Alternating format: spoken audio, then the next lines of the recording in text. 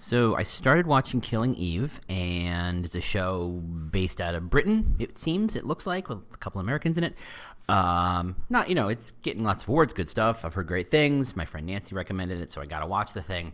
Anyway, we're like 2 episodes in, and that moment happens. Any kind of caper or any kind of tracking the killer or any kind of solving the murder or solving the mystery kind of TV show. There's my favorite moment.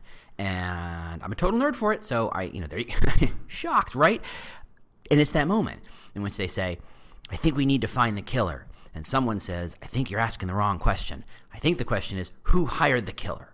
And I love that moment. I love that moment when you realize you're too focused on one thing and you are asking yourself the wrong question. And I think that is so true of everything we do today. So that's what we're going to talk about when we get back.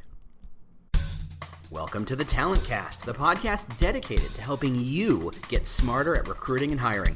We're going to get into the nitty-gritty of employer brand and modern recruiting so that you, yes you, can hire better talent. Isn't that what we're all trying to do?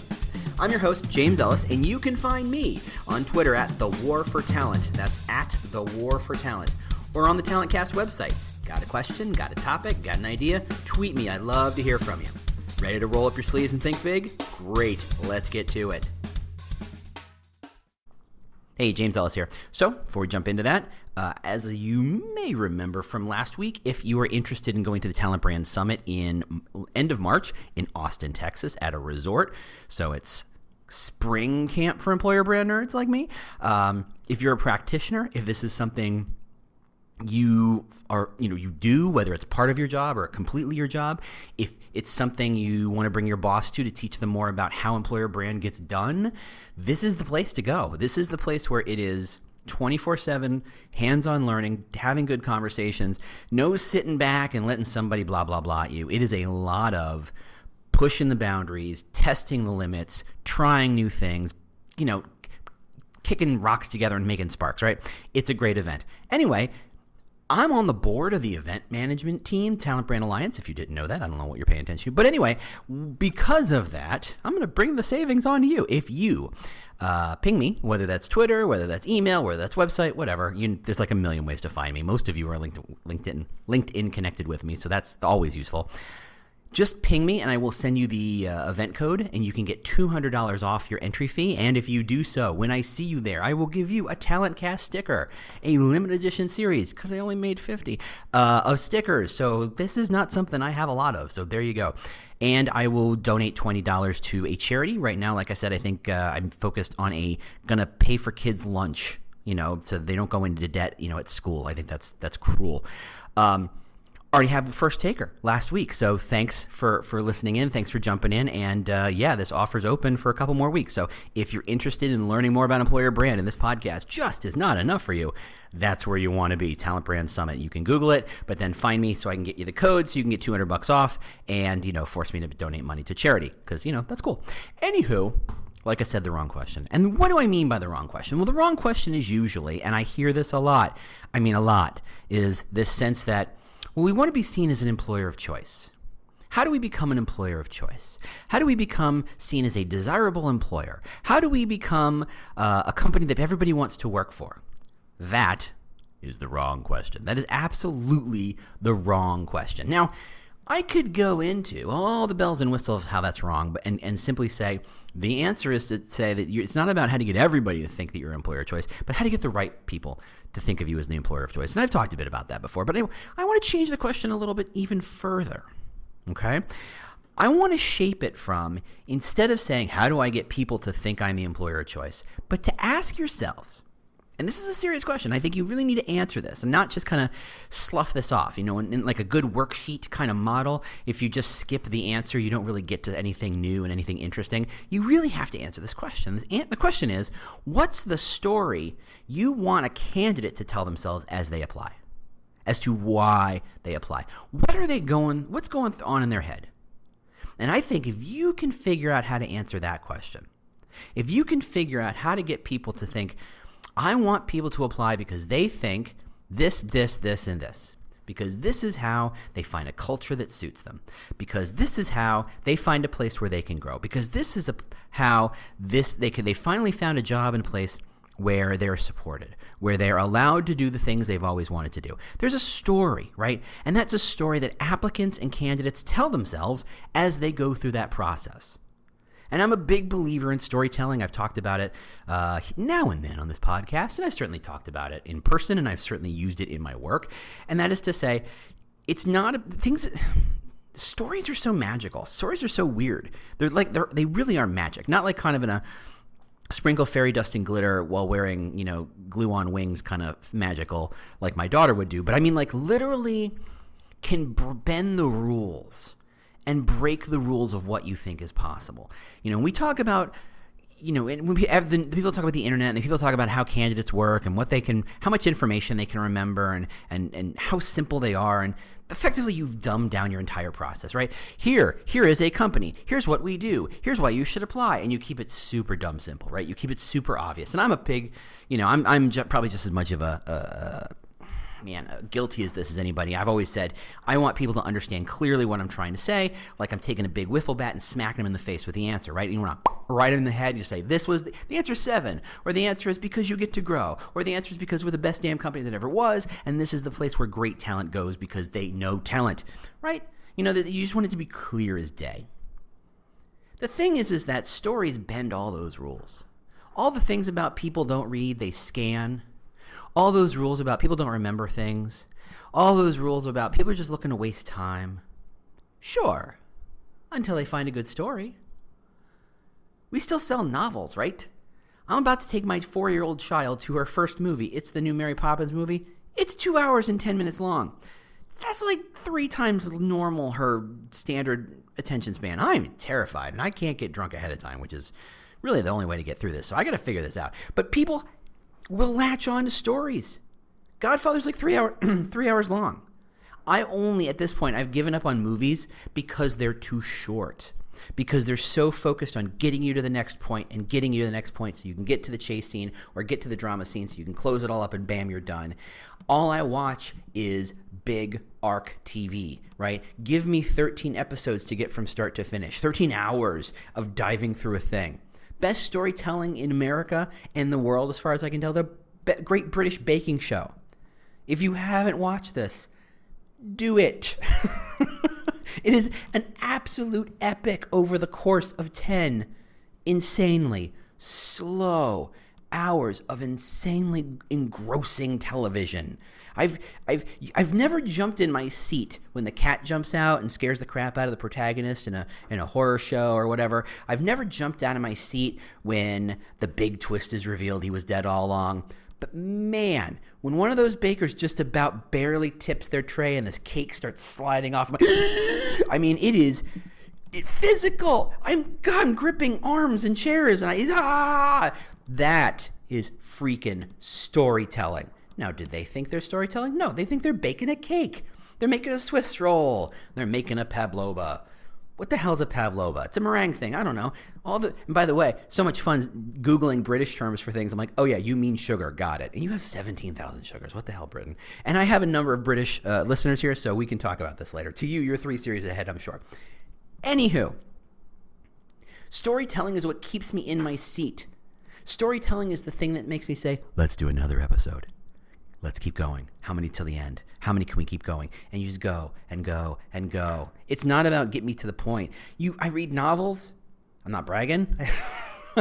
I read comic books too. But I can read long stories because they have a story, because they're driving me to something, because I'm learning something through it. Mad Men is the freaking long story over the course of 7, 8 seasons. It's a long story, and a million little stories in the middle of it. They're engaging and excellent and keep me coming back. They're amazing stories. Stories are what we tell ourselves as we make choices. Stories is the reason you buy an expensive watch or don't buy an expensive watch. I'm the kind of person who buys very nice things for my wrist so I can show off to other people. Therefore, dropping 4 figures, and I'm being gentle, on a watch, on a thing I'm going to wear on my wrist that might actually bump into a wall. Yikes! But I'm a guy who says, yeah, I'm too frugal for that. That's the story I tell myself. That's why I wear a Timex. It's $35. I can smash it against a brick. If it breaks, I don't care. It was $35. I can probably get it cheaper on Amazon next time there's a sale. That's the story I tell myself. I'm the kind of person who. And that's stealing a little bit from Seth Godin. Culture is a function of people like us do things like this because it's a story you tell ourselves. The people who dress up as furries and hang out together, they don't do it because their brain's broken. They simply have decided that's a culture they like, and they say people like us do things like this. They put on these furry outfits and they hang out. And I will go no further there. The people who ride motorcycles down the middle of the street nice and slow, really, really loud to freak people out, people like us do things like that. That's a culture. Your company is a culture. People at our company stay late to finish the project. People at our company go home at 5:30 no matter what. People at our company know that travel is just part of the game, and we're happy. In fact, we're proud of how much time we put in on a plane. People at our company focus on trying to connect with our clients and getting the most value remotely. People at our company, people like us, do things like that. So if that's true, if all that stuff is true, and that we're telling ourselves a story, we have to tack that back into how candidates think. We have to feed that back into this idea that candidates are telling a story. In the same way that you tell a story about why you wear that watch or why you dress up as a furry, and if you do, whatever, do what you do. You do you, baby. You do you. People are telling themselves a story when they apply. When they apply to Google or an Amazon, they're telling themselves things like, I don't know if this is one of the companies I've always wanted to work at. Maybe I'm not good enough, but maybe I am, and maybe this is a test of myself to see if I'm really as good as I think I am. Or, I live in Seattle. They hire everybody. Yeah, I'll apply. They're different stories. And if you don't think those are very different kinds of candidates, you're insane. The people who would tell themselves those two different stories are two radically different candidates. They are two radically different talents. They're two different dispositions. One of them may fit a lot better in your company than the other. So far, so good? Fantastic. But if you can't get enough of this stuff, I have some news. You can bring the James Ellis experience to your event or company. Just go to jamesellis.us and learn about all the kinds of custom presentations I can build and deliver for you or your team. But if it's time to get some hands-on help with your employer branding, recruiting, and hiring, either from the ground up or some strategic support, I would love to help. Just reach out to Proactive Talent or proactivetalent.com. That's where I work, and we can help you hire better. Cool? Cool. All right, let's get back to it. So you have to say, what is the story they're going to tell themselves? And if you can answer the question of what story are they telling themselves, and frankly, most of you can't, and I think we can talk a little bit about how to figure out what that story is, and that is through surveys, and it is through looking at your content, it is through looking at your job descriptions and looking at who is applying and who is not. If you have any kind of assessment tools, what are the kinds of people who are applying? What are the personalities who are applying? Ever wonder if it turns out that only extroverts are applying? Maybe there's something you're saying that suggests that only extroverts would be happy here? Think that's an interesting point to notice? If you're doing a personality test or a personality assessment, do you go backwards and say, why are we attracting people like that? Or do you just assume that yours is a net that you've cast in the ocean, you catch lots of fish, and just, turns out there are a lot of extroverts.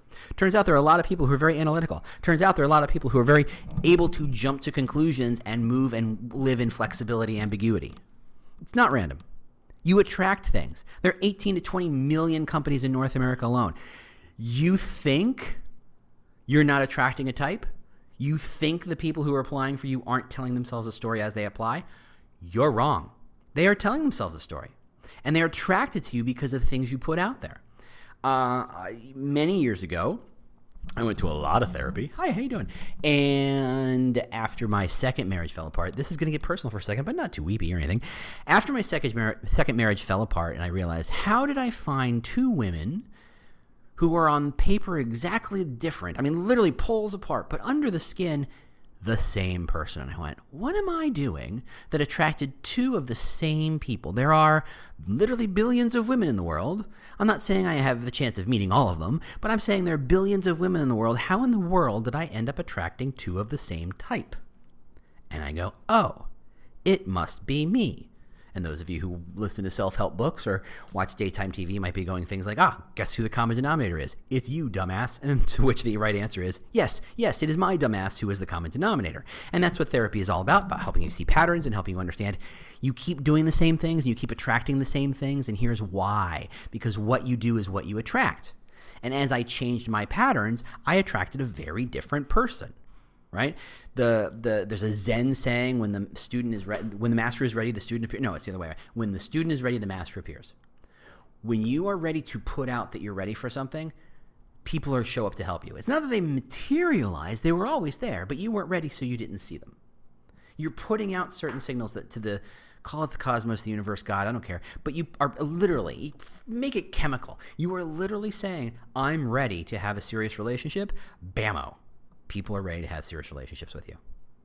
And that's a little trite, and that's a little simplified. But you know what I'm saying. You get that if you hang out at a bar, you know who you meet? Drinkers. If your habit is, I'm going to hang out every Friday and Saturday night and drink at a bar, you know the people you're going to meet? Other people who hang out in bars. You can't lament that all you meet are people who hang out in bars if all you're doing is hanging out in bars. If the signal you're sending out is, I'm the kind of person who hangs out in a bar, do not be shocked when you attract people who like people who hang out in bars. You want to attract people who want to introduce you to the opera? Show up in a tux. See? It's different. Your career site, your career ecosystem, really more importantly, and that includes social and job postings and job descriptions and recruiter outreach and the gamut of all the communications, all the ripples you are sending out to the world. It's sending out signals and it's attracting a kind of person. What kind of person? I don't know. Figure out what kind of story they're telling themselves. That's the kind of person. The kind of person who says, if we go back to the bar metaphor, I like to have fun on the weekends. And by my definition of fun, it means getting drunk at a bar. Okay, those are the kinds of people you're attracting. Because that's what you're saying. That's what you're putting out there. You can't lament that you don't have that you're not getting those opera people if you're not doing the things to attract them, if you're not allowing them to tell the story above themselves. I'm the kind of person who likes to go to the opera. Because the kind of person who goes to the opera doesn't hang out with you. So you look at your assessments and you look at your surveys and you look at the kind of talent you're hiring, and you got to take a real deep dive into who are the people who are going, that sounds interesting enough to me. Now, unfortunately, most of it is that low kind of threshold. That sounds interesting enough that I'll hit a button. Most of our career ecosystems are geared towards get them to hit the button that says apply, to paraphrase Glenn Ross. It's just about hit that button. Push, hit that button, get me your information, push. I'll figure you out later, which is wrong. You want to be building relationships. You want to make sure people understand what they're getting into before they press that button. You want to actually be steering people clear away. Hey, you're never going to be happy here. Go. And I know not plenty, frankly, it's a serious minority of people who have made partnerships with other companies who are different enough to say, you're not going to be happy here, but you might be happy at this other company. Can I tell the recruiter you're looking? Which I think is fantastic. So you have to understand what is the kind of person applying and then extrapolate what is the kind of story they're telling themselves about themselves. Once you understand what is the story they are telling themselves, you then go deeper and ask the real question. What's the story I want them to be telling them about themselves? What is the story I want to encourage? What is the story I want to spark in their minds as they say, yeah, I'm going to buy this expensive watch. Yeah, I'm going to put a furry costume on and go out. Yeah, I'm going to hang out in an opera or a bar. Yeah, this is the kind of company I want to be at. If you can get to that level of sparking the story question, you are at a far higher level of attracting the right people. You are going to be turning people away almost subconsciously, almost like magic. People are going to say, yeah, this isn't the kind of company I want to apply for. And they walk away. A couple years ago, I did some data analysis on a big, it's been years ago. So I'm sure everything's different. So I guess I'm fine, quote, using the company. I haven't really used it before, but it was T-Mobile. We pulled some data off T-Mobile. We did some deep dives. And what we did is we said we looked at 10 entry-level jobs, 10 mid-level jobs, and 10 more senior-level jobs. And we broke it down by, I think we did 4 tiers, actually. So entry-level, 2 to 5 years experience, 5 to 10 years experience, and more than 10 years experience, right? So we broke it down in those levels. And we picked 10 jobs for each one of those tiers. And we looked at traffic. That's all we did. And it turns out people who, because what I wanted to do is prove that people who look at content, right, stories and not job postings, but stories and articles and social and videos and all that stuff, the people who looked at that content were more likely to apply. I wanted a very simple kind of connection. Content is magical. It will get people to apply. And of course, it didn't turn out that way. But what was interesting was that we found that the higher you went up the totem pole, the more people who applied had spent looking at content. And I said, well, yeah, if you have 10 years experience at something, presumably you're pretty good at it. Presumably you could be picky at it. And you didn't just apply for the sake of applying. You didn't apply because the button was easy to find. You applied because you kind of said, yeah, this seems like an interesting company enough that I would consider working for. And then you hit apply. How would you learn that? Not through the job posting. No, of course not. You would learn it through learning it through content. What I thought was, so that checked all the boxes. Okay, great. So content works. Yay, I'm a winner. Except when you looked at the entry-level model, you saw that people who saw content ran the hell away. I was like, what is going on here? And we reran the numbers like 2 or 3 times. We retested the numbers. And what we figured out was when you have no experience, and you're just hitting apply for the sake of applying, anything that slows you down, anything that gets in your way is a reason to walk away. There's plenty of other entry-level job buttons to hit, so why hit this one? Why spend time digging through this? And in fact, if you accidentally read more content and you kind of went, oh, the job's like that? No thanks. You'd walk away. So literally, because the intention was not to learn, but to apply and get included in that big kind of, well, maybe eventually if I apply to enough things, someone will eventually call me, that big numbers model of applying, which entry-level people have to do. You all look the same to us. Hey, college graduates, you all look the same. Get a real internship. That really helps. Go get a crappy job. It helps. Give us something to say, oh, you're this, got it. And not just, oh, you're a human being who's a college graduate. I don't know. So content literally got in the way. But the incentives were wrong. The story they were telling themselves was, I can't figure out why I'm not getting a job. I'm going to hit a button until I until someone calls me back. That was literally the story they were telling themselves. Whereas people who are high up in the chain says, oh, this seems like a kind of company who's cool, or a kind of company who's doing something, a kind of company who's trying something. I want to be a part of that too. I'm the kind of person who likes to try. I'm the kind of person who likes to push. I'm the kind of person who likes to, and bam, there they go. And the magic happens when you can start to tell them what the story should be. We're the kind of company who spends all night building amazing stuff, and we hate going home because we're so obsessed with this thing. The person clicking the button goes, yeah, I'm the kind of person who is willing to give up time and energy and resources and work-life balance to solve this amazing problem. Yeah, I'm that kind of person. I'm so obsessed with that problem too. I want to do that. Boom, they hit the apply button. And the person who goes, yeah, no, the story I'm telling myself is that I like to see my family now and then. I like to go hiking or kayaking or do stand-up comedy on the side or whatever it is I do all day. No, thank you. And that's great because that means the recruiters doesn't have to wade through people who weren't going to be happy anyway. What is the story you want them to be telling yourself? You have to treat this with intentionality. The story just doesn't happen. It's not random. People don't go to Amazon and say, I'm applying because I like a big smile on a box. No. Even then, that's a story, but it's a bullshit story. It's not possible. They're telling themselves, I'm going to apply to Amazon because. And they have different versions of that story, but it's not random. You don't apply at SpaceX because you think it might be a cool place to earn a paycheck. You apply at SpaceX because you love space, and you're willing to bend over backwards and do what it takes to get to freaking Mars. No one becomes a teacher because they thought it would be fun. Everybody knows that's a hard job that doesn't pay very well. Everybody. There's no secrets anymore, if there ever were. You join that job because you want to do that thing. That's the story you tell yourself. I want to help the nations, the worlds, the communities, kids grow to be better. That's the story you tell yourselves. The accountant can get a job anywhere. Why this company? Why this particular company? Because they've got numbers 0 through 9? Congratulations, every company has those numbers. Maybe it's the chance to work at scale, to have lots of extra zeros at the end. Maybe it's the chance to work at a better kind of team or a better kind of culture or a better kind of work-life balance, or because you're saving the earth or saving the whales or saving the gingerbread houses. I don't know.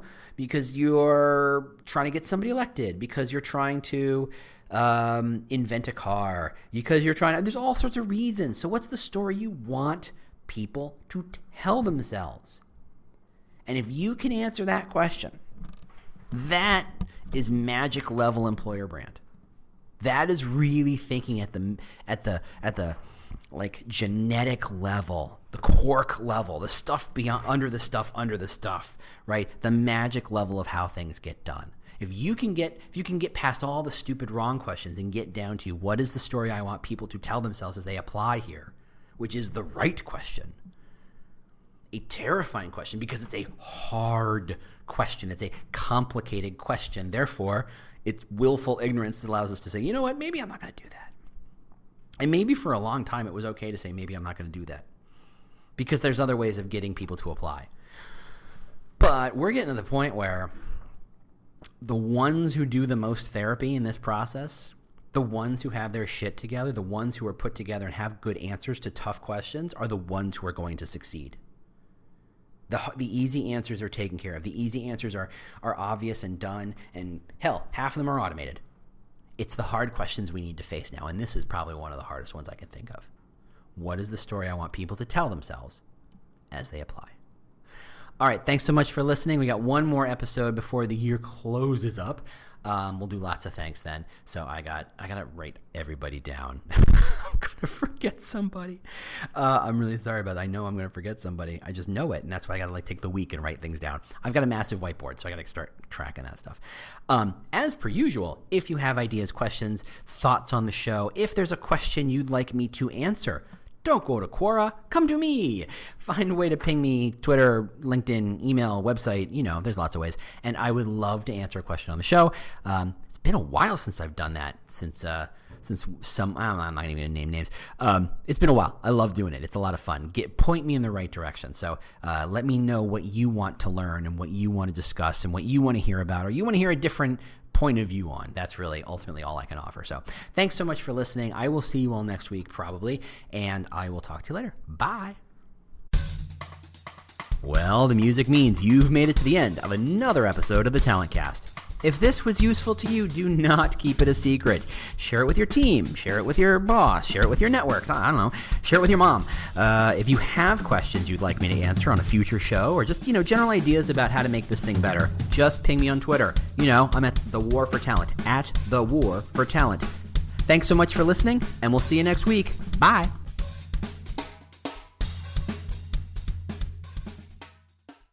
Do you love news about LinkedIn, Indeed, Google, and just about every other recruitment tech company out there? Hell yeah.